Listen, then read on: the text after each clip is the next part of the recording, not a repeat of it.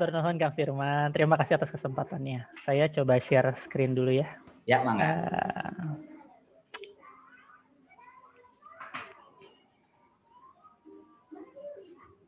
Ya, Bismillahirrahmanirrahim. Yang saya hormati Bapak Iwan Setiawan, selaku Kepala Sekolah SMA Negeri 3 Bandung. Mohon izin Bapak, ini mudah-mudahan seorang murid ini tidak bermaksud menggurui ya Pak, tapi bermaksud untuk berbagi cerita kepada adik-adik kita di sini. Begitu pula yang saya hormati Abah Rama, ini juga guru saya Pak Iwan, tapi guru bukan di sekolah formal gitu ya. Tapi mungkin bisa dibilang guru kehidupan lah ini Abah Rama ini. Banyak sekali yang saya pelajari dari beliau. Salah satunya adalah ilmu penting tentang talent mapping ini. Tidak lupa yang saya hormati Wakil Kepala Sekolah dan guru-guru saya di SMA Negeri 3 Bandung. Sebuah kehormatan. Saya sebenarnya sungguh tidak menyangka gitu ya ketika ada kesempatan ini.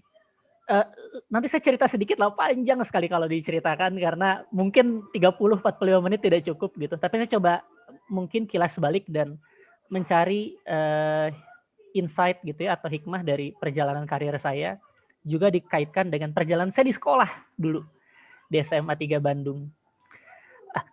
Baik, sebelumnya ya saya ingin mengawali dengan kenalan dulu. Jadi saya Jakaria Sakti. Saya saat ini diamanahi sebagai sebenarnya yang dikerjakan cukup banyak, tapi ya sekarang singkatnya Head of People and Organization Development di Ruang Guru. Jadi nanti saya cerita juga, mungkin teman-teman juga ada yang penasaran, ini kerjaan nih ngapain nih gitu. Tapi mungkin penasarannya lebih penasaran lagi dengan pertanyaan Kang Firman, kan teknik elektro ya Kang, kenapa jadi ke HR atau ke SDM gitu. Nah, saya nanti akan cerita tentang itu. Kemudian ya saya cerita sedikit dulu, saya dulu SMA 3 lulus 2004, masuk 2001. Gak kerasa sudah berapa belas tahun yang lalu gitu. Terakhir saya ke kampus SMA 3 mungkin sudah berapa tahun yang lalu juga ketika ada reuni. Jadi sudah lama juga nggak main ke sana. Kemudian saya lanjut kuliah, ya kalau anak-anak SMA 3 ya katanya kalau nggak ke Unpad ke ITB gitu. Agak jarang ke yang lain. Saya ketika itu memilih untuk melanjutkan ke Teknik Elektro ITB. Kalau teman-teman lihat, kelihatannya saya agak panjang ya kuliahnya. Nanti saya ceritakan juga kenapa. Dan ini pengalaman karir saya sekilas. Nanti kita akan bahas lebih detail. Tadi saya sebenarnya sudah mulai bekerja sebelum saya lulus kuliah. Jadi itu juga salah satu alasan ya. Jadi sebelum saya wisuda, itu saya sudah punya 2 pengalaman kerja gitu. Satu di konsultan pendidikan, namanya EduLab, mungkin teman-teman tahu, di Bandung, sama satu lagi di perusahaan software. Nah ini kelihatannya agak deket-deket nih sama teknik elektro, Software Farmer Indonesia. Tapi bukan sebagai software developernya, bukan sebagai software engineer-nya, tapi sebagai marketing spesialis. Kalau teman-teman lihat, dari awal saya memilih karir, tidak satu karir pun yang ada irisannya atau terkait peran saya ya, tidak ada satu peran pun yang saya ambil sesuai dengan background saya di teknik elektro gitu. Wah kok bisa? Oh berarti gimana tuh Kang? Kok seperti itu bisa diterima di dunia kerja? Kok bisa kita membangun karir padahal nggak punya education background yang sesuai? Nah inilah teman-teman, mungkin ini insight pertama ya. Tadi Kang Firman, Abah Rama sudah cerita panjang. Kenapa mengenal potensi kita tuh penting. Kenapa mengenal bakat kita itu penting. Karena saya bisa bilang, yang membuat saya memilih karir seperti ini, dan yang membuat saya, mungkin dibilang sukses belum ya, tapi membuat saya akhirnya punya karir yang alhamdulillah dalam waktu 10 tahun atau kurang gitu ya, cukup akseleratif sebenarnya di dunia HR atau SDM. Karena saya menyandarkan pilihan karir saya pada bakat-bakat kuat saya gitu, pada kekuatan-kekuatan saya gitu. Jadi highlight kembali apa yang disampaikan oleh Abah tadi, fokus pada kekuatan. Nah, kalau saya bisa refleksi, yang membuat saya bisa begitu akseleratif, walaupun saya tidak punya background pendidikan formalnya di dunia sumber daya manusia ini, yang sebagian besar anak psikologi, anak manajemen, atau anak hukum, tapi saya bisa akseleratif di sini, dan alhamdulillah sekarang pun bisa dipercaya untuk memimpin sebuah tim yang cukup besar dan amanahnya cukup besar gitu. Jadi ya kuncinya itu, fokus pada kekuatan. Karena fokus pada kekuatan ini yang membuat kita, tadi kalau teman-teman ingat ada kunci 4E yang Abah Rama sampaikan. Kita akan enjoy melaluinya, akan easy melakukannya, bahkan easy untuk belajarnya. Jadi kalau sudah enjoy itu easy belajarnya. Excellent hasilnya. Nah, jadi kalau kita sudah enjoy dengan peran kita, kinerja terbaik itu mudah sekali keluar. Karena kita nggak ngerasakan itu sebagai beban pekerjaan. Nah, hasil yang excellent ini teman-teman adalah kunci karir di dunia profesional. Jadi nilai-nilai kita, IPK kita, atau rapot-rapot kita di dunia kerja, itu akan membawa kita masuk ke dalam sebuah pekerjaan, terutama pekerjaan-pekerjaan pertama ketika kita lulus, tapi untuk bisa bertahan di sebuah pekerjaan dan kemudian berakselerasi naik jenjang ke tingkat yang lebih tinggi di karir tersebut, itu nggak pakai lagi nilai dulu di bangku sekolah atau kuliah, tapi berdasarkan performa atau kinerja excellent kita. Nah ini kenapa makanya enjoy, easy, dan punya kinerja excellent itu jadi penting di dunia karir gitu. Dan kuncinya tidak bisa dan tidak cukup hanya knowledge atau skill saja. Karena knowledge dan skill mungkin begitu banyak orang punya.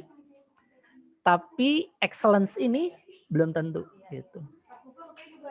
Nah, ya yang terakhir tentu ketika kita sudah, kalau saya melihatnya ya, kebetulan saya memang memilih karir tidak dari nama besar perusahaan dulu, tidak dari gengsi karirnya dulu, apalagi dari sisi finansialnya dulu. Tapi alhamdulillah, yang terakhir, earn-nya itu mengikuti teman-teman.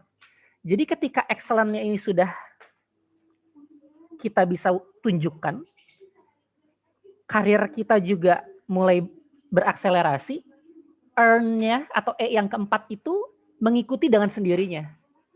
Dan alhamdulillah gitu ya. Sekarang ya saya cukup merasa sudah cukup lah gitu dengan peran dan kemudian juga proses karir saat ini. Walaupun tentu saja saya punya aspirasi lagi nih ke depannya, ada rencana-rencana karir lagi. Tapi saya sudah tahu arah karirnya mau kemana, seperti apa, mana yang saya, mana yang bukan saya. Nah ini sekilas dulu teman-teman. Saya nggak mempersiapkan slide yang panjang karena mungkin kita cerita dan mungkin teman-teman nanti bisa lebih banyak konsultasi atau ngobrol-ngobrol. Saya coba zoom in dulu ya teman-teman, adik-adik, bapak, ibu guru dan juga orang tua. Mungkin mulai dari pertanyaan. Oh enggak. Saya zoom in dulu deh. Tadi cuma karir sekilas, tapi sebenarnya di balik itu ada proses dan perjalanan yang lebih detail dan juga menentukan. Tadi yang bagian bawah pengalaman karir teman-teman sudah lihat.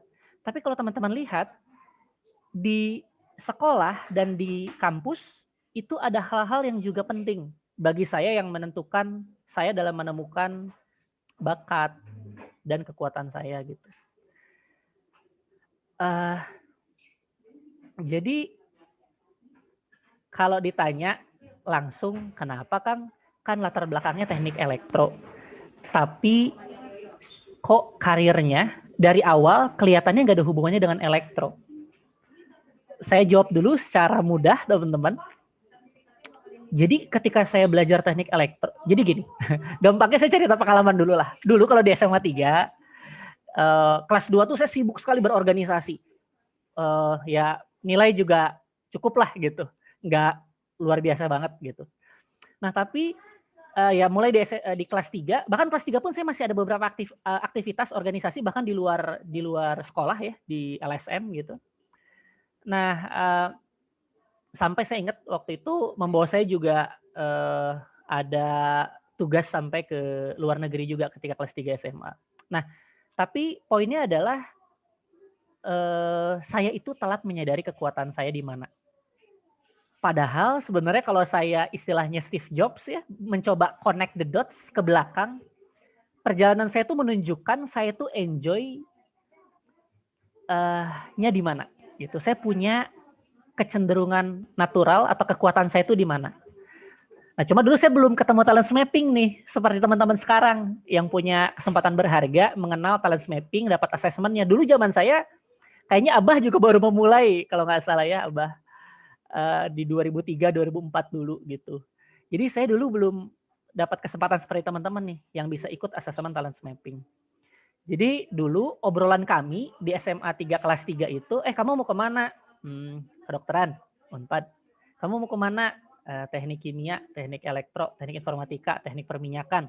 Jadi bisa dibilang kalau ditanya kenapa masuk elektro, karena lingkungan teman-teman. Jadi ini yang mungkin insight pertama yang pengen saya bagi ke teman-teman. Tentu kita harus diskusi dengan orang tua, harus mungkin juga cari referensi, itu penting sekali. Harus dengar masukan dari orang-orang sekitar kita. Nah, tapi seringkali kalau saya dulu diskusinya tuh tentang teman saya mau kemana gitu. Dan akhirnya itu mempengaruhi saya. Wah, ini kayaknya teknik elektro menarik ya. Ini teman-teman saya juga kayaknya ke teknik elektro. Teknik elektro prospektif gitu.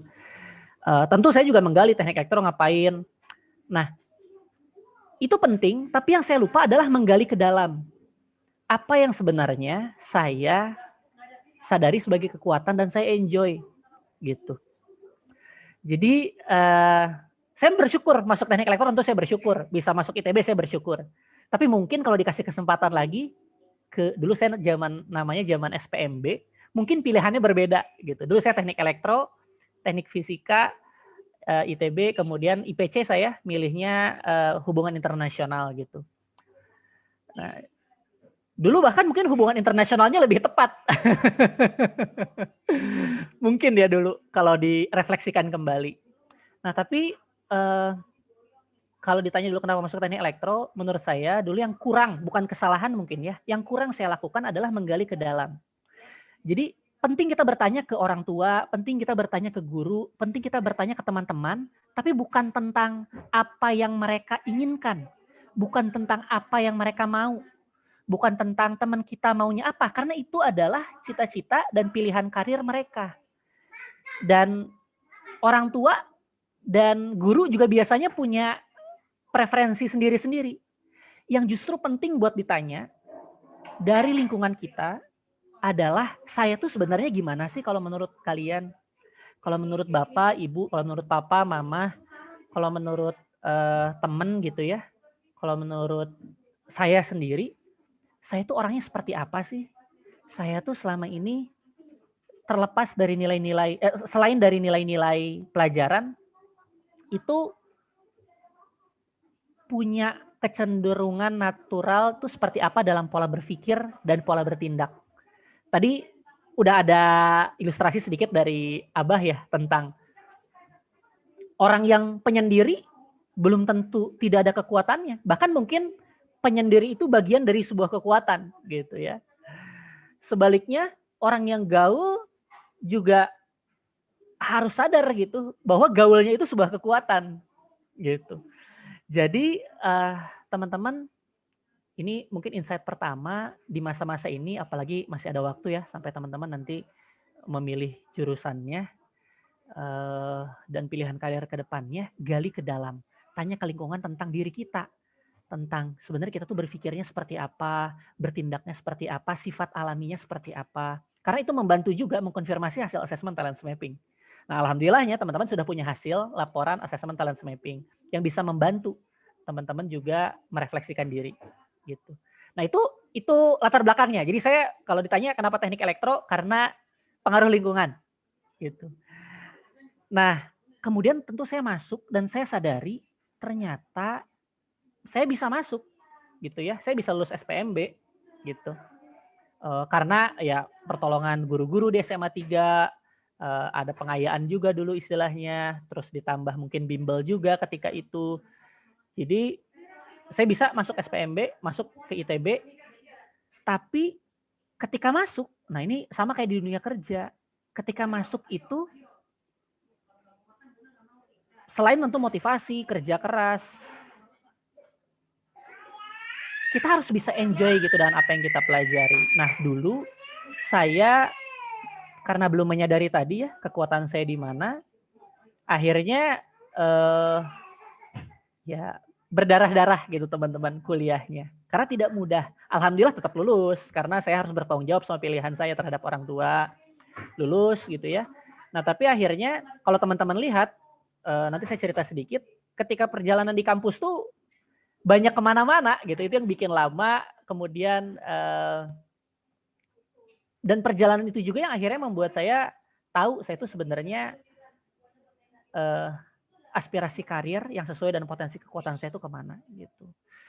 Nah jadi ketika saya sadar, nah ini pertanyaannya kenapa setelah lulus elektro nggak berkarir di dunia elektro, ketika saya sadar bahwa ketika saya masuk dunia elektro, ternyata peran-peran dan hal yang digeluti di dunia elektro itu tidak enjoy bagi saya.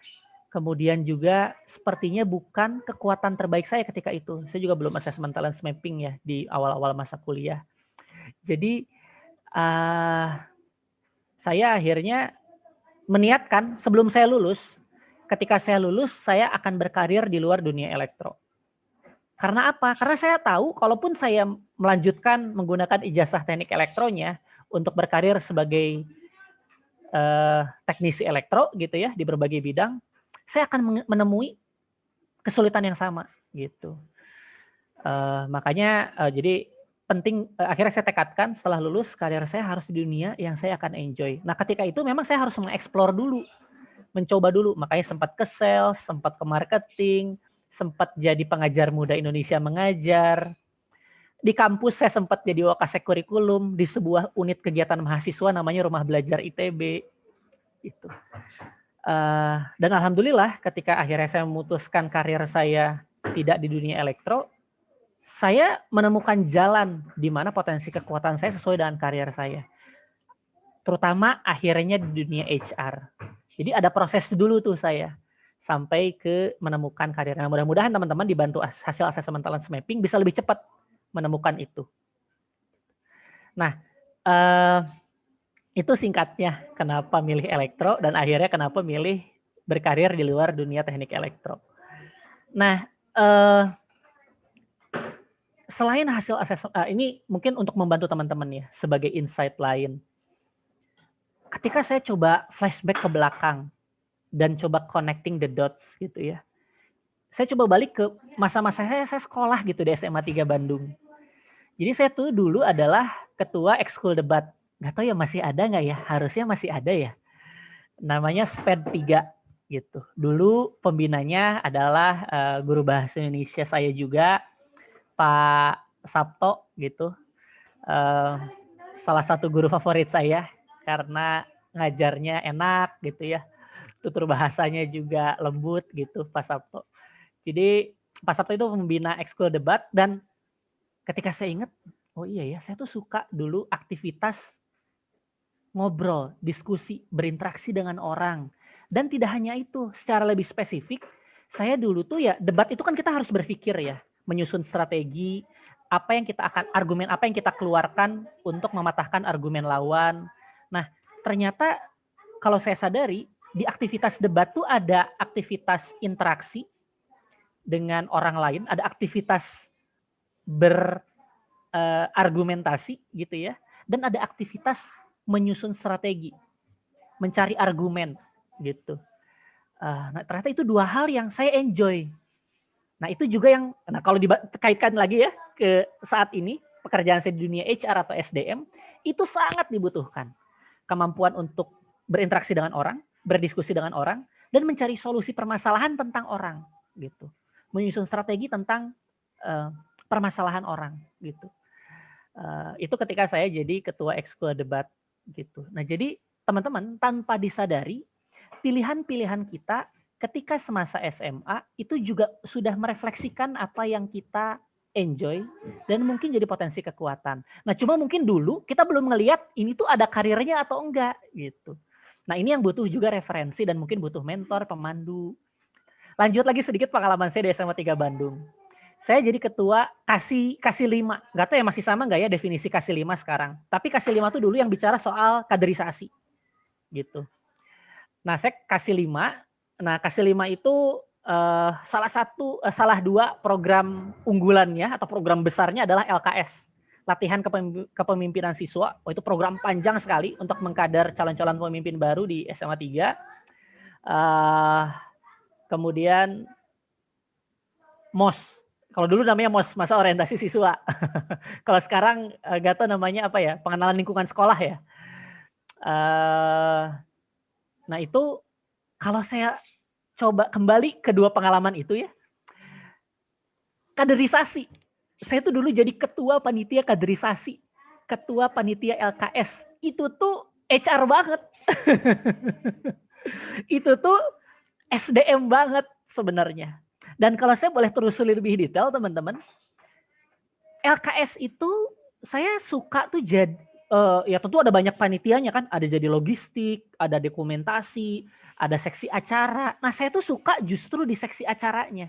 Ya karena saya jadi ketua panitia ya, intinya kan untuk mencapai tujuan dan target dari program, dari LKS-nya, acaranya itu adalah kunci gitu ya. Metode LKS-nya seperti apa, materinya apa, siapa pembicaranya.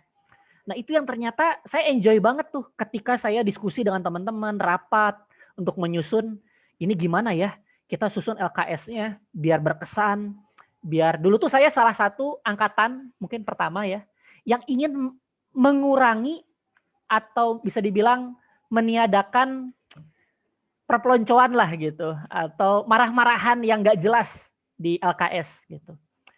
Nah jadi dulu saya berpikir banget untuk gimana agar LKS-nya ini penuh makna dan pesertanya bisa dapat pembelajaran yang maksimal. Nah ini, jadi talent developer saya gitu ya, talent saya terkait pengembangan orang itu tuh mulai dari SMA sebenarnya. Cuma ketika itu belum saya sadari dan juga mungkin belum dilihat juga oleh lingkungan sebagai sebenarnya bakat yang atau potensi yang luar biasa. Nah, begitu pula MOS ya, masa orientasi siswa buat siswa-siswa baru. Itu juga kurang lebih sama, mendesain programnya, mendesain acaranya. Itu yang membuat saya enjoy. Ini sedikit tips tambahan lagi. Coba dicek deh ini teman-teman, adik-adik kelas 3, ekskulnya apa? Di sekolah atau di luar sekolah, hobi lainnya apa? Bukan berarti itu bisa langsung jadi karir ya teman-teman, karena kan talent satu hal, tapi butuh knowledge, butuh skill, dan butuh attitude gitu ya. Nah, talent ini tuh lebih ke tadi ya, sifat, pola berpikir, pola bersikapnya dulu. Yang membuat teman-teman enjoy itu di aktivitas yang seperti apa. Nah ini yang perlu teman-teman sadari. Jadi ekskul teman-teman, aktivitas teman-teman di luar sekolah, hobi teman-teman yang bisa jadi produktif, itu juga dijadikan bahan perenungan gitu ya. Karena ini yang dulu juga terlambat saya sadari gitu. Nah, tapi ya alhamdulillah saya masuk ke elektro, saya belajar berbagai macam hal tentang elektro, tapi saya sebenarnya jadi dari lulus sekolah SMA 3 2004 sampai hampir menjelang saya lulus, waktu saya tuh justru lebih banyak kembali ke SMA 3. Jadi saya tuh lebih banyak kembali ke sekolah untuk ketemu adik-adik gitu ya.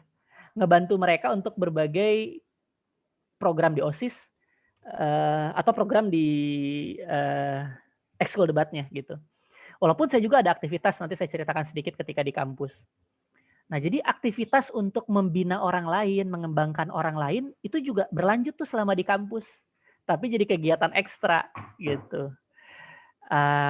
Nah itu ketika di ITB beberapa yang pengen saya highlight, tentu saya aktif di himpunan mahasiswanya, jadi perwakilan angkatan, jadi ada kayak wakil mahasiswa lah gitu ya, di atas ketua himpunan. Nah itu jadi saya jadi perwakilan angkatan di situ.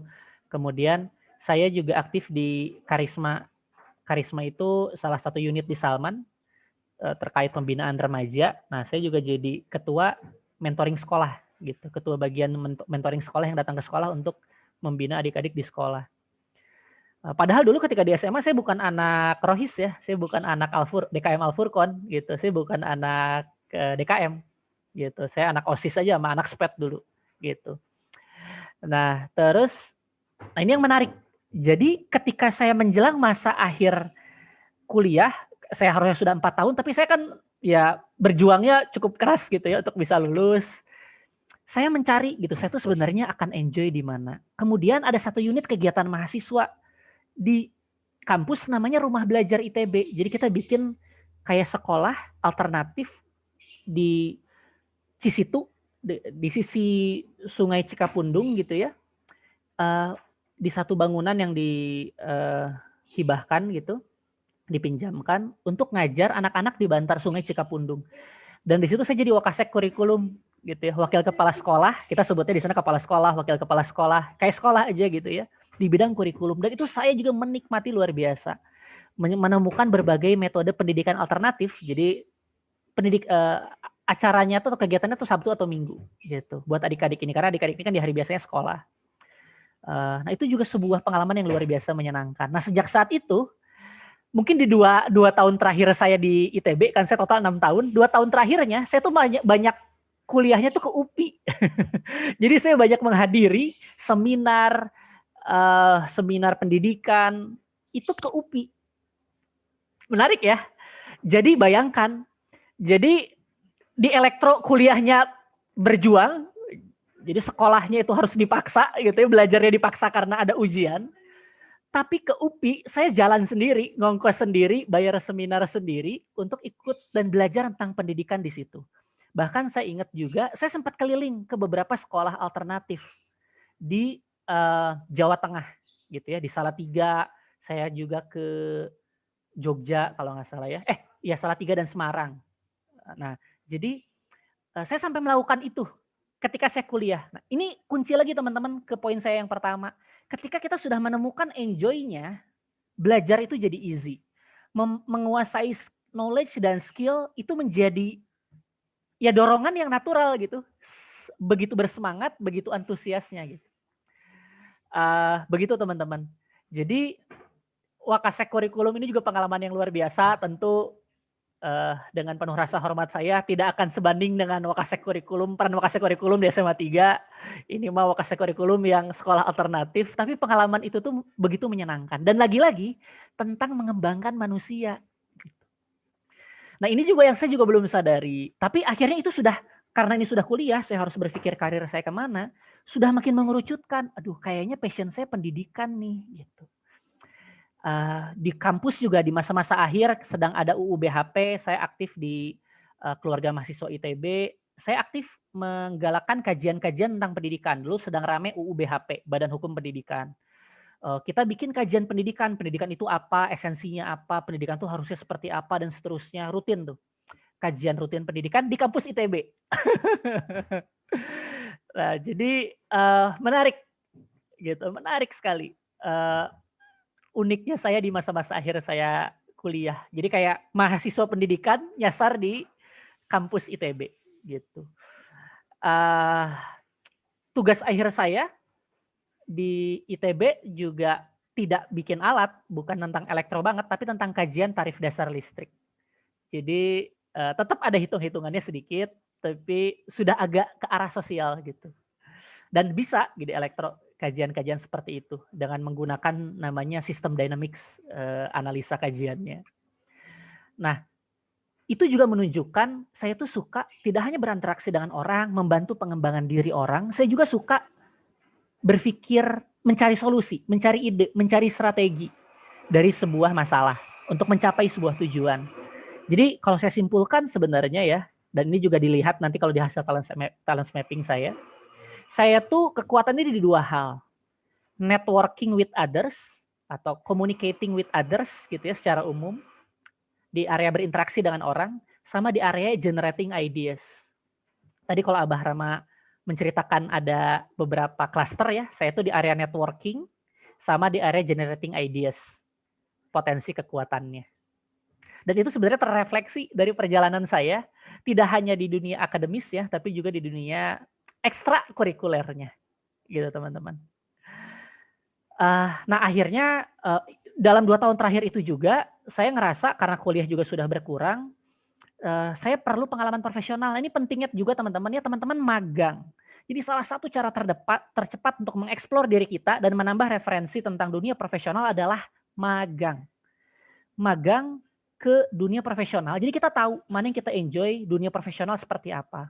Nah dulu tuh belum tren tuh teman-teman, kalau sekarang internship atau magang, terutama buat teman-teman mahasiswa itu sudah banyak sekali.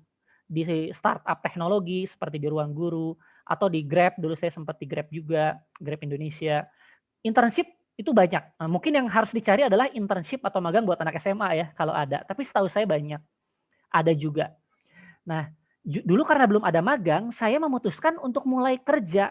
Nah, karena ada kesempatannya juga ketika itu, pertama di EduLab, sebuah konsultan pendidikan, bimbel di Bandung. Kebetulan teman saya juga yang sempat menginisiasinya. Nah, saya ditawari peran sales, saya ngerasa, aduh, dulu tuh saya juga nggak tahu ya, jadi sales tuh gimana. Tapi yang pasti kan berinteraksi dengan orang. Nah itu yang membuat saya antusias. Saya keliling ke sekolah-sekolah, presentasi di kelas-kelas, ngobrol dengan kepala sekolah. Dan itu juga saya nikmati ternyata, interaksi dengan orang lainnya. Tapi saya ternyata tidak enjoy mengejar target dan jualannya gitu. Nah itu sesuatu hal yang saya jualan dalam arti jualan langsung gitu ya, atau hard selling. Nah itu yang kemudian membuat saya kayaknya nggak sales banget gitu. Kalau saya pun menjual sesuatu harus menjual yang sayanya antusias dan menjualnya juga bukan hard selling gitu teman-teman. Nah, saya punya pengalaman jadi sales manager, saya keliling sekolah-sekolah dan alhamdulillahnya mungkin juga karena saya enjoy, ketika jadi sales manager di EduLab di periode itu saya memecahkan rekor sales juga. Dalam beberapa bulan saya bisa mendatangkan sekian ratus siswa, kemudian dapat satu kontrak proyek juga dengan sebuah sekolah swasta untuk bekerja sama dengan EduLab ketika itu. Kemudian saya pindah, nah ini juga sebelum lulus, ke perusahaan software, punya kakak kelas di ITB. Itu pun sama, nah ini agak bergeser. Jadi sales sama marketing itu 2 hal yang berbeda. Marketing itu bicara tentang promosi, tentang gimana memikirkan agar orang tuh mau membeli. Sales yang jualannya. Nah di sini peran saya sebagai marketing spesialis. Jadi mikirin strategi atau cara promosi atau berjualannya. Nah ini juga ternyata kalau di yang sales ketemu orang yang bikin saya enjoy, kalau di marketing spesialis proses berpikirnya, proses generating ideas-nya yang membuat saya excited. Oh ya ini kalau diginiin lagi cara jualannya gimana ya? Kalau ini diubah gimana ya? Saya juga coba berjualan di depan kepala sekolah karena kebetulan software-nya tentang pendidikan. Itu juga membuat saya enjoy. Nah jadi di 2 itu saya ngerasa oh ya saya tuh makin kerasa enjoy-nya di dunia yang berinteraksi dengan orang. Nah sampai akhirnya dorongan saya di dunia pendidikan, passion saya di dunia pendidikan mengemuka dan membuat saya ikut program Indonesia Mengajar. Di situ saya menjalani peran menjadi guru di pelosok kabupaten namanya Kapuas Hulu selama 1 tahun di sebuah desa terpencil di kompleks Taman Nasional Danau Sentarum, sendirian di sana. Di situ saya menyadari dan itu yang membuat saya semakin menghormati profesi guru. Di sana saya jadi guru SD, ada pelatihan dulu intensif sebelum berangkat, tapi ternyata jadi guru itu tidak mudah dan saya menyadari lagi juga bahwa peran saya mungkin bukan jadi guru akademis untuk siswa di sekolah dasar atau menengah gitu. Peran saya terkait pengembangan orang itu jadi semakin mengerucut lagi. Akhirnya saya tahu begitu saya lulus saya selesai tugas Indonesia Mengajar, akhirnya saya sudah bertekad saya mau bekerja terlepas pekerjaannya, pokoknya saya mau bekerja di area yang saya enjoy. Kemudian muncullah kebetulan saat itu JNE mensponsori Indonesia Mengajar, menginformasikan ada lowongan menjadi trainer di perusahaan. Wah, seru nih kayaknya. Mengembangkan orang, kita bisa konsep pelatihannya. Akhirnya saya daftar jadi trainer 2012 akhir. Alhamdulillah tuh karena saya akhirnya bertemu dengan peran profesional saya yang tepat, karir saya melesat, promosi beberapa kali sampai akhirnya menjadi Head of Human Capital Development di JNE, memimpin satu organisasi besar di tim HR-nya. Kemudian berlanjutlah karir HR saya sampai sekarang di Ruang Guru. Sempat ke Kudo itu juga startup teknologi di bidang offline e-commerce, offline transactions. Kemudian saya Kudonya diakuisisi oleh Grab.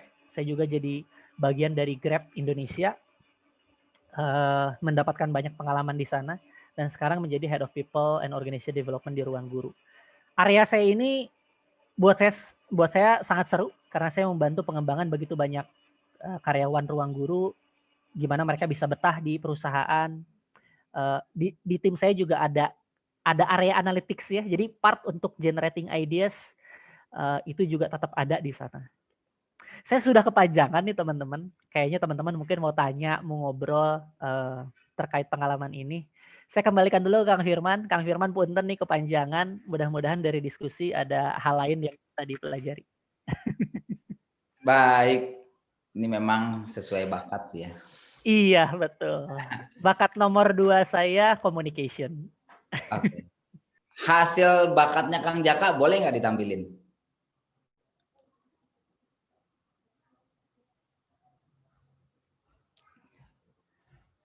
Supaya kita melihat ya dari monumen hidup lah kira-kira gitu ya.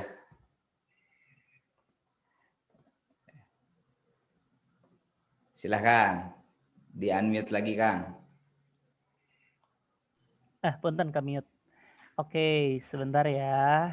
Ada di sini. Saya buka dulu ya. Sementara Kang Jaka menyiapkan filenya. Jadi tadi kalau kita simak sama-sama, cerita Kang Jaka sebenarnya mengungkapkan bahwa terlepas perjalanan pendidikan formal, kehidupan akademik dari Kang Jaka, ternyata ada cara-cara berpikir, rasa ingin tahu minat-minat spesifik, dan aktivitas-aktivitas yang senantiasa menjadi bagian dari kehidupan Kang Jaka. Dan itu terjadi secara alami, begitu ya. Terjadi secara alami. Yang lebih menarik lagi ketika diceritakan tadi oleh Kang Jaka bagaimana ketika menjalani semua aktivitas-aktivitas tersebut, baik di ekskulnya dulu di SPED 3, di seksi 5 dan lain sebagainya, ternyata semua aktivitas itu terasa sangat menyenangkan begitu ya Kang Jaka ya. Nah, rasa senang inilah sebenarnya yang penting juga untuk kita kenali. Karena ketika kita bertugas, bekerja, mengerjakan sesuatu, rasa senang ini sangat penting untuk diidentifikasi, sangat penting untuk ada. Senangnya itu bukan senang ketika sudah selesai terus kemudian menerima hasil dari kerjaannya, bukan. Jadi senang itu ketika di tengah aktivitasnya. Sesederhana misalnya kita bisa bayangkan ada orang profesinya adalah akuntan dan dia mengakui bahwa dunia akunting itu adalah dunia yang sangat menyenangkan buat saya. Ketika ditanya kenapa menyenangkan, ya buat saya memeriksa laporan keuangan, menganalisa data, memeriksa ketepatan pencatatan, itu seru sekali, mengasihkan sekali. Nah, disitulah terlihat bahwa yang bersangkutan tampaknya berbakat pada pekerjaan tersebut, memiliki bakat ya. Silakan Kang Jaka, sudah ada? Sudah Kang, udah kelihatan belum ya? Sudah, oke. Boleh diperbesar Kang? Oke. Ini sekalian pemanasan ya, nanti adik-adik di sesi ketiga kita akan bahas cara membaca hasil assessment talent mapping. Begitu, itu hasil assessmentnya Kang Jaka. Ada urutan bakat ya, kita lihat. Nah, yang diperhatikan di sini adalah urutan bakat 1 sampai 7. Itu bakat kuatnya. Jadi kalau ditanya bakat Kang Jaka apa sih? Nah, yang Kang Jaka sebutkan tadi kan, yaitu bagian-bagian atasnya tuh. Tentang menyusun strategi, berkomunikasi, memunculkan gagasan-gagasan, dan lain sebagainya. Gimana Kang Jaka? Kalau dari bakat Kang Jaka sendiri, barangkali ada sesuatu yang ingin diceritakan, enggak? Iya. Jadi saya baru asesmen talent mapping itu mungkin saya lupa persisnya pertama kali tahun berapa ya. Cuma akhirnya ini menjawab gitu. Yang selama ini saya belum sadari, ternyata ya terjawab ketika asesmen talent mapping. Bahwa yang memang saya enjoy dan menjadi bakat saya itu adalah beberapa area ini atau talents ini gitu. Nah kalau teman-teman lihat, mungkin lebih enak ngelihat ininya kali ya. Ini peta bakatnya sedikit aja. Jadi kalau teman-teman lihat, saya itu punya bakat kuat di berpikir otak kanan, futuristic strategic ideation. Nah, right thinking atau right brain thinking ini tuh yang tadi saya bilang, saya tuh suka sekali cari ide baru, cari strategi baru. Nah, tapi cari ide tentang apa? Cari ide kan luas. Nah, kalau teman-teman lihat, begitu banyak bakat kuat dan bakat kuat kedua saya yang warna kuning itu di area relating dan ada sedikit di influencing gitu ya. Jadi apa yang menjadi topik ide saya itu biasanya tentang orang lain, tentang manusia gitu. Jadi jadi ide tentang manusia gitu ya. Jadi saya ngerasa dari bakat-bakat kuat saya ini yang ngebuat kecenderungan saya itu tuh kenapa ke dunia HR. Karena saya suka mencari idenya tentang manusia gitu di ranah profesional dalam hal ini. Dan dalam pendidikan secara umum gitu. Jadi kalau teman-teman lihat saya ada bakat developer juga di urutan ke-14 kalau nggak salah. Nah, tapi saya itu ada relator, ada positivity. Saya suka sekali berinteraksi dengan orang, berinteraksi dekat gitu dengan orang. Terus positivity itu saya orangnya antusias gitu ya seperti ini. Jadi gaya bicara saya memang seperti ini. Suka membangun nuansa atau ambience positif dalam kelompok gitu. Itu yang juga sebenarnya sekarang kepake banget di pekerjaan. Karena area saya itu people and organization development, itu juga bicara gimana caranya kita bikin karyawan happy. Gimana kita bisa mengengage karyawan atau membuat karyawan itu nggak keluar dari perusahaan. Nah itu saya merasa sisi positivity saya itu penting karena saya harus punya ide-ide kreatif membuat karyawan happy di perusahaan gitu. Nah apalagi saya juga cukup kuat di empati ya. Jadi saya bisa cukup mudah gitu ya untuk bisa merasakan apa yang orang lain rasakan. Dalam hal ini karyawan-karyawan ya kalau di pekerjaan profesional sekarang. Gitu. Kurang lebih gitu mungkin Kang Firman ya. Jadi kalau teman-teman lihat sebaran bakat saya di area berpikir otak kanan dan berinteraksi dengan orang lain gitu. Itu yang membuat saya klop ketemu peran di dunia HR. Dan kalau teman-teman lihat di elektro ya kan butuh analytical saya hitam. Jadi saya bisa memahami bermain angka tuh bisa. Cuma kalau harus bermain angka terus-menerus setiap hari itu saya enggak. Itu kan elektro akan tiap hari ya ketemu angka, menganalisa angka, bermain dengan rumus. Nah itu saya enggak enjoy gitu. Tapi untuk sekedar memahami mengerti tentang analisa angka tentu saya bisa melakukannya. Apalagi kalau itu harus terkait dengan menyusun strategi tadi ya. Terus ya saya juga ya terutama ya mungkin bagian analyticals-nya lah gitu yang kerasa banget. Agak berat di elektro. Gitu mungkin Kang Firman. Akan juga mungkin bisa membantu membacakan lebih jauh. Boleh lihat bagian selanjutnya Kang. Strength cluster ya. Bukan yang ini, nah ini aja, yang tadi. Oh yang tadi. Potensi kekuatan. Baik. Ini kan memang rekomendasi dari talent mapping ya Kang Jaka ya. Jadi rekomendasi talent mapping yang mudah kita pahami dalam bentuk rekomendasi adalah ini. Di sini direkomendasikan aktivitas-aktivitas inti apa saja yang disarankan untuk ditekuni oleh Kang Jaka. Nah, seberapa Kang Jaka pertama merasa memang ya ini memang cocok banget buat Kang Jaka, itu yang pertama. Kemudian yang kedua, seberapa Kang Jaka merasa ketika aktivitas ini betul-betul yang dipilih di dunia kerja, itu rasanya gimana gitu? Ya. ini bisa dibilang Kang Firman, hampir dari 14 ini, mungkin lebih dari 90% itu apa yang sekarang saya lakukan. Dan walaupun dalam konteks berbeda ya, contoh marketing. Marketing di sini walaupun saya bukan di dunia marketing ya, tapi saya harus mengkampanyekan atau mempromosikan program-program HR. Dan itu saya suka sekali gitu. Gimana agar karyawan itu tertarik sama programnya HR. Nah, tapi kalau bicara dari atas sampai ke bawah, apalagi sekarang saya sebagai seorang leaders juga di HR, itu hampir semua aktivitasnya saya lakukan. Ya, Gitu. ya. Memang ini saya ngelihat 14 ini dengar cerita Kang Jaka dari tadi ya. Itu kok ini ada di sini semua ini saya pikir. Gitu. Ya. Baik. Jadi ya mungkin yang mungkin tadi ya, saya tuh tidak hanya suka membuat atau merancang idenya Kang atau strateginya, tapi juga menjual idenya. Ya. Menjelaskan atau memarketingkan idenya agar ide ini diterima orang. Jadi klop lah, ini hampir semuanya ada di sini. Gitu.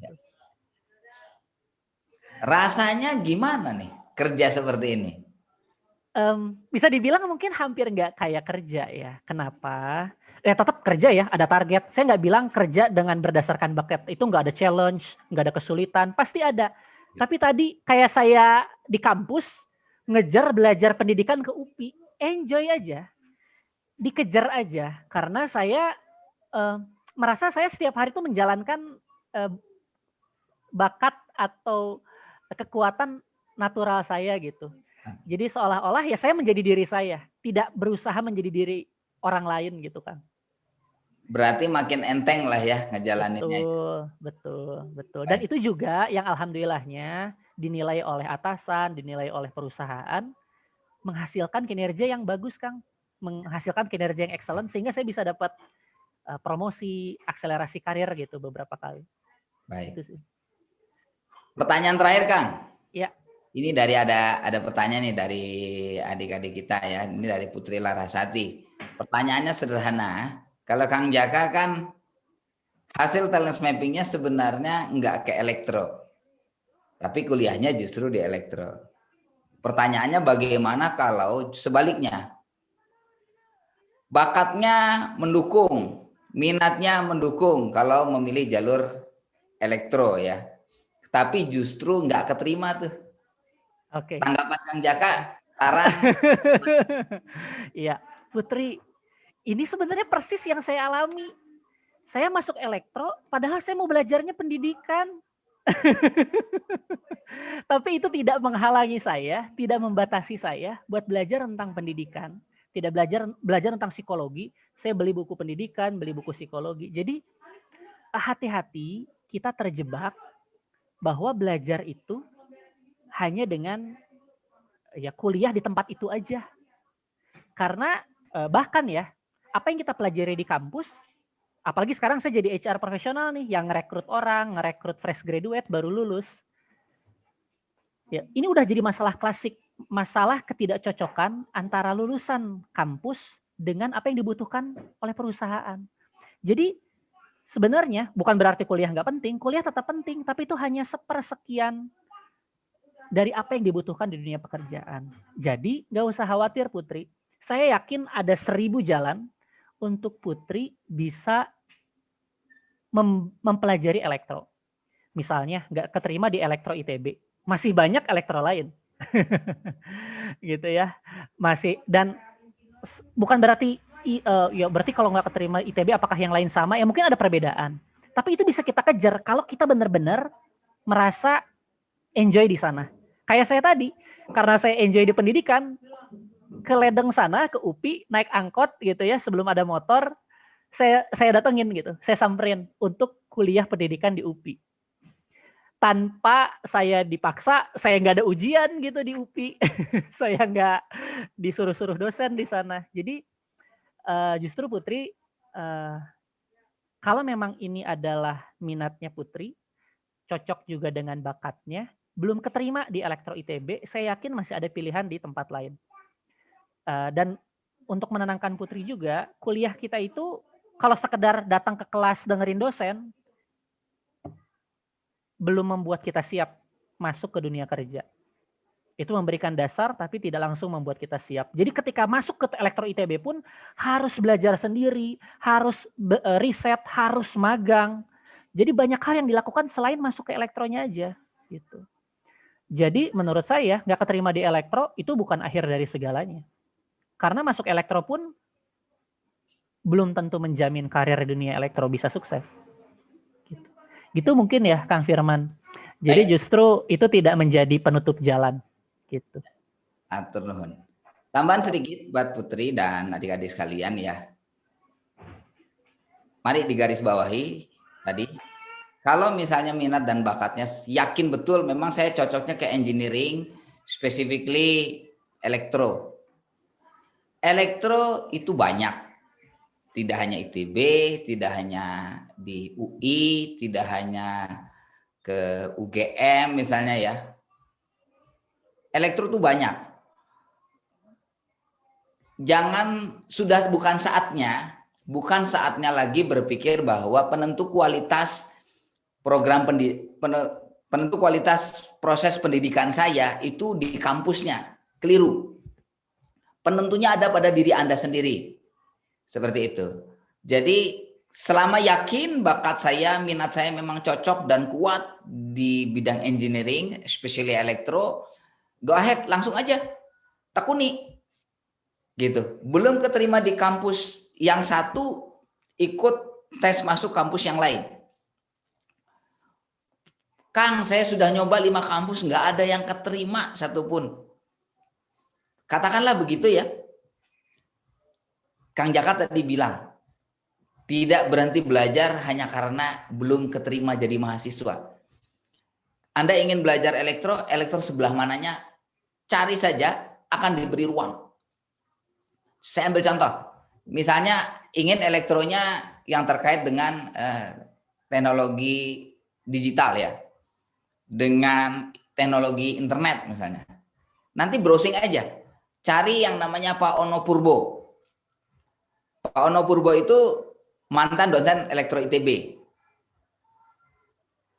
Datangi beliau, bilang, Pak saya mau magang, mau belajar, modal saya kemauan yang kuat, dan saya yakin saya punya bakat untuk mendukung. Datangi beliau, belajar langsung. Yang terkait elektronya sekitaran pembangkit energi misalnya ya, minta dibantuin sama Kang Jaka, suruh dikenalkan ke Bu Tri Mumpuni misalnya ya, belajar tentang mikrohidro misalnya. Itu. Jadi Kang Jaka sebagai alumni pasti mau ngebantuin, dikenalin ke Bu Tri Mumpuni. Atau misalnya ingin membangkit listrik tenaga angin, barangkali pernah dengar Kang Ricky Elson itu mengembangkan teknologinya di daerah Garut atau Tasik Selatan. Datang aja ke sana seperti itu. Jadi kita bisa tetap belajar walaupun di luar program pendidikan formal seperti kampus misalnya ya. Dan toh terakhir dari saya terkait pertanyaan ini adalah kesempatan itu tidak hanya datang sekali. Saya sudah bertemu dengan banyak orang yang keterima di jurusan yang dia inginkan sesuai dengan minat dan bakatnya, itu di percobaan yang ketiga. Jadi katakanlah lulus SMA di tahun 2021 baru keterima masuk kampus 2023. Sama sekali bukan masalah. Mungkin saya paham ya, adik-adik akan merasa gagal, merasa terpukul ya. Duh, saya nggak keterima tahun ini. Life must go on, jalan terus. Coba lagi tahun depan, coba lagi tahun depan. Saya bahkan cukup dekat dengan bisa dikatakan adik angkat ya, atau adik asuh. Saya punya seorang adik asuh tetangga saya ketika saya masih tinggal di Bandung. Itu percobaan pertama pengen masuk ITB, kimia tidak terima. Tahun depannya coba lagi, tidak keterima juga. Waktu itu sudah ada pilihan keduanya selain kimia itu ilmu gizi IPB. Di percobaan ketiga keterima di ilmu gizi IPB. Percobaan ketiga, jadi nunggu 2 tahun. Selama 2 tahun itu dia terus belajar sambil menambah pengalaman kerja yang lain. Begitu dia terima di ilmu gizi IPB, dia masuk kampus dengan sikap mental yang sudah jauh lebih dewasa. Dalam 4 tahun kuliahnya lulus cum laude. Langsung menjadi kepercayaan dosennya di dalam penelitian. Sejak sebelum lulus. Begitu lulus langsung bekerja dan saat ini sudah bekerja di Bappenas di dalam perencanaan kebijakan pemerintah tentang pangan dan gizi. Seperti itu. Jadi bukan masalah yang besar kalau misalnya gagal di percobaan pertama. Baik, demikian barangkali sesi kita bersama Kang Jaka Arya Sakti. Terima kasih Kang untuk waktunya ya. Terima kasih untuk waktunya sudah share. Sama-sama Kang. Jangan bosan. Siap. Nah, masih harus terus mendampingi adik-adik kita nih. Siap, siap. Dengan senang hati Kang Firman. Ya, mereka saat ini kelas 12. Saat ini sudah ada di bulan-bulan yang menentukan ya. Seperti itu. Dan saya yakin memang mereka lebih membutuhkan support lagi saat ini karena rasanya pasti beda banget ya Kang. Ngadepin mau kuliah, tapi sekarang belajar saja harus daring gitu ya. Betul. Betul. Biasanya kan dulu kalau kita nyari informasi jurusan tuh kita bisa datang langsung kemana gitu ya. Oke, mudah-mudahan. Iya. Kang, ini saya tergelitik Kang, ada pertanyaan terakhir dari Jonathan sekaligus nambahin yang Putri tadi. Ya. Tadi Putri kan kayaknya udah yakin banget nih ke teknik elektro. Jonathan juga kayaknya sama nih, sudah yakin minat ke satu bidang. Ya. Teman-teman, saya nggak berusaha mengecilkan semangat teman-teman. Tapi pertanyaan saya, sudahkah teman-teman benar-benar mengeksplor apa yang teman-teman mau secara rinci? Karena teknik elektro tuh banyak sekali kemungkinan profesinya. Sudahkah teman-teman tahu aktivitasnya nanti tuh ngapain? Elektro itu bisa jadi dosen. Elektronya sendiri ada arus kuat, ada telekomunikasi, ada kontrol, dan macam-macam. Nah, seringkali dulu tuh, itu juga sama ini yang saya alami dulu. Wah, saya pokoknya pengen teknik elektro, pengen bikin robot gitu. Padahal saya tuh belum cari tahu lebih banyak. Sebenarnya ngapain sih? Ternyata harus coding, harus bikin software, dan lain sebagainya. Nah, saran saya, coba aja dulu. Saya ingat banget, ada satu adik kelas saya dulu di ITB angkatan 2008. Dia sekarang dia dulu masuk informatika. Apa yang dia lakukan? Dia sudah bikin robot, belajar microcontroller ketika dia SMA, belajar sendiri. Dan itu menunjukkan minat yang real. Karena sudah ditunjukkan dengan kesungguhan untuk mencoba. Nah, hati-hati kita bilang diri kita minat hanya sekedar tahu sebagian informasi. Dan lebih hati-hati lagi kalau ini berhubungan dengan gengsi. Gitu. Jadi teman-teman, ketika teman-teman bilang saya berminat nih ke sini, ke situ, hati-hati apakah itu sudah benar-benar diuji dengan teman-teman mengumpulkan informasi sebanyak mungkin. Tahu secara detail, ketemu sama orang yang sudah punya peran itu, sudah berprofesi sebagai itu. Makanya saran saya, kesempatan buat magang yang tadi Kang Firman cerita, kesempatan buat nyoba, itu digeluti. Kalau teman-teman suka elektro, coba deh belajar dan ngelihat, atau mungkin coba coding gitu ya. Memprogram microcontroller sendiri misalnya. Ada yang sudah pernah dengar microcontroller? Nah, coba belajar gitu ya, berbagai bahasa pemrograman. Hati-hati ketika kita bilang minat, tapi minat kita tuh sebenarnya karena informasi yang terbatas. Jadi Jonathan, Putri, saran saya, tanpa mengecilkan minat teman-teman, coba dieksplor lebih jauh dan diuji minat teman-teman. Dengan coba cari informasi lebih jauh, dan kalau bisa nyemplung, nyobain, magang, atau ngeprek sendiri di dunia itu. Bener nggak teman-teman enjoy? Gitu. Dan buka kemungkinan sama pilihan-pilihan lain. Itu aja. Turun Kang Firman. Baik, terima kasih Kang Jaka. Memang tadi ini pertanyaan terakhir terlewat ya, tidak teramati oleh saya. Kalau menyederhanakan sebenarnya ya jawaban dari Kang Jaka, minat bisa mengantarkan kita ke suatu bidang. Bakat itu membantu kita memilih peran spesifik di bidang tersebut. Nah, itu baru kita sadari kalau kita sudah masuk. Bisa jadi setelah menekuni kita makin yakin, oh benar, saya memang minat saya kuat di bidang ini gitu. Bakatnya itu yang akan menentukan ini persisnya sebelah mana di bidang ini. Karena misalnya ya, barangkali di sini ada yang bobotoh tulen misalnya ya. Jadi kalau urusan Persib, gitu ya, misalnya. Dunia sepak bola itu kan dunia yang luas ya. Jadi di dunia sepak bola isinya bukan cuma orang yang berbakat main bola gitu. Ada yang berbakat menjadi pemain bola, ada yang bakatnya mendukung dia untuk menjadi pengelola klub, ada yang bakatnya mendukung dia untuk menjadi analis statistik sepak bola. Jadi masih mungkin sebenarnya ya, Jonathan ya.